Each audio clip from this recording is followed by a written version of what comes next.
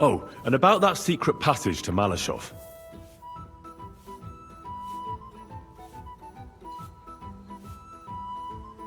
Why did your people mark the passage from outside? Papa came up with that. He said one never knows what might happen, so I thought up the idea with the crosses. Why do you ask anyway? Would you rather search all over the woods for it? No. It's really smart. And very convenient for me. Thanks again. Have you ever used the passage? No, it's never been needed. Thank God. But everything is ready there. There's a strong door and a ladder that we can pull up behind us. That ought to give us enough time to get to the end and dig our way out.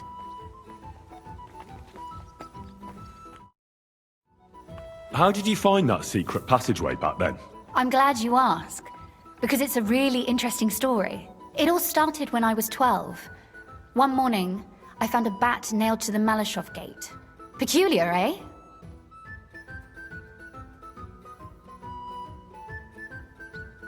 Not really. Bats are creatures of the night. They flit around while good Christians are asleep, often carrying out the will of witches, or even the devil himself. But a bat nailed up actually repels all evil, and protects the house against sickness. Well now, I have to admire your knowledge. That's exactly what the chambermaid told me too. The thing that I was most interested in was where they got that bat. You know, I was awfully inquisitive back then. Embroidery wasn't exactly my passion, and Papa forbade me from riding out into the woods, so at least I explored the fortress from top to bottom.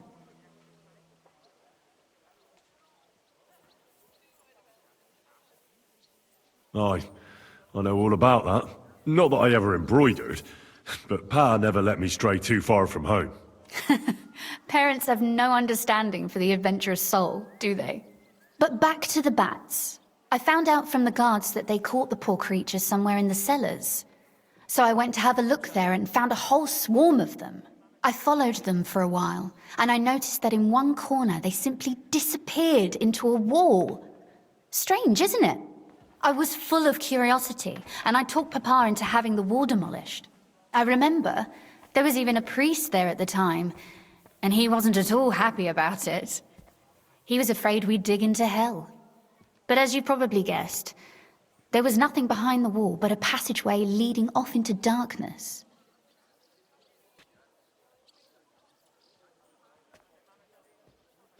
My word, you're right. That is a really good story. And I didn't expect that ending at all. You're really sharp. And hard-headed when you latch onto something. Well, that's something I admire. Hard-headed? Aren't you a bit impertinent? I'd rather say determined. By the way, like you were saying about that book. My favorite book?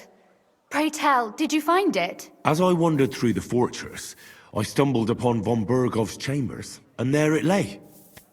Red leather, gold inlay, just as you said. You really found it? Thank you, thank you, thank you.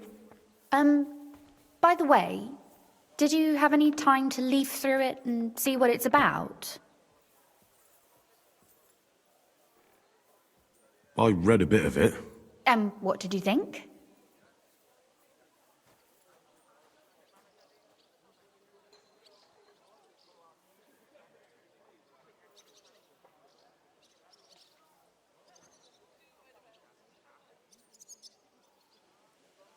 While reading it, I thought the writing style seemed familiar.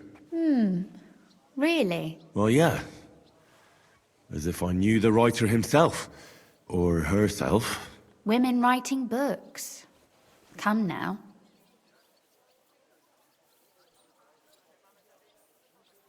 Why not? I bet they would write better than many men. Such audacity. More like experience. I once helped with copying. Most of it was boring drivel. I can imagine. A person does all that work to learn to read and write, but then they sit you down at a table to copy the works of others for the rest of your life.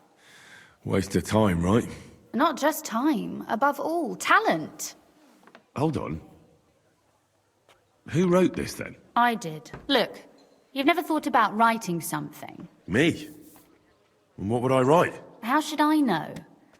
Poetry, a novel, a treatise, or a whole book?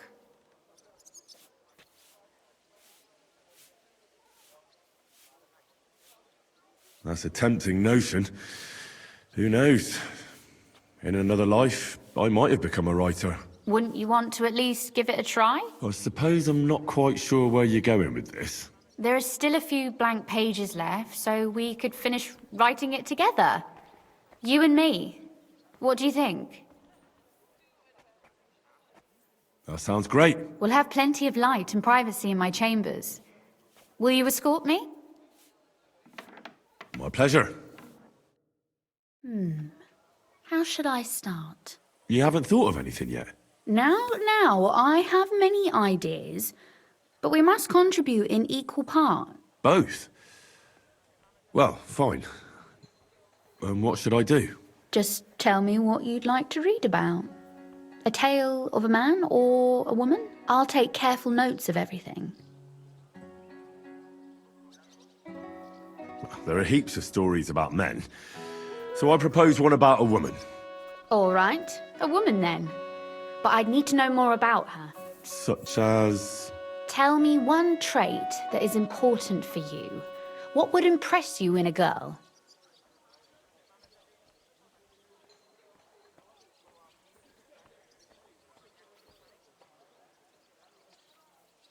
Well, it never hurts if a girl is pretty. I was hoping for something a bit deeper than beauty.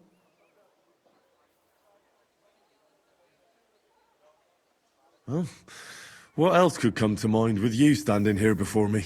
Oh, come now. Tell me instead about the fate of our beauty. But please, leave her dressed.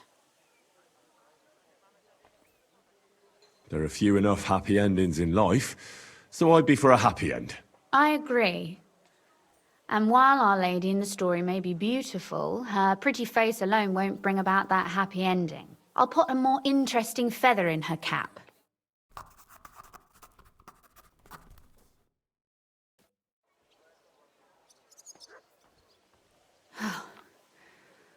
Well, just about finished.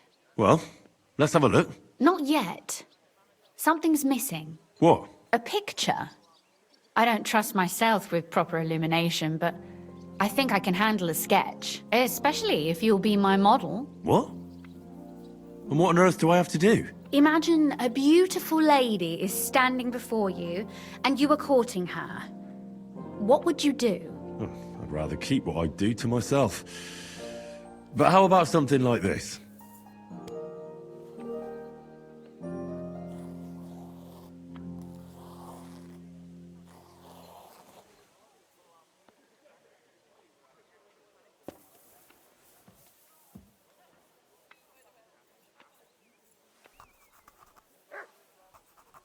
Well, now we're done.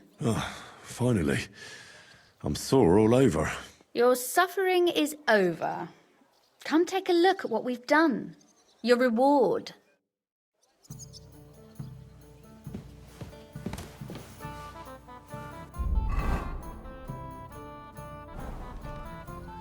This book won't be getting any more done.